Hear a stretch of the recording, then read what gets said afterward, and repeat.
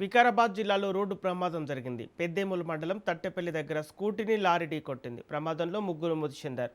దంపతులతో పాటు చిన్నారి చనిపోయింది. తాండూరు నుంచి జహీరాబాద్ వెళ్తుండగా ప్రమాదం జరిగింది.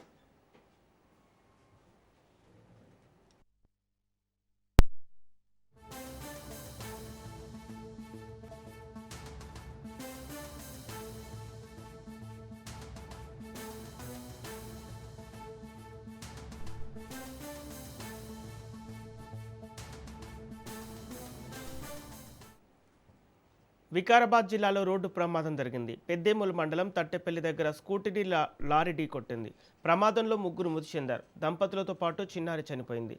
తాండూరు నుంచి జహీరాబాద్ వెళ్తుండగా ప్రమాదం జరిగింది.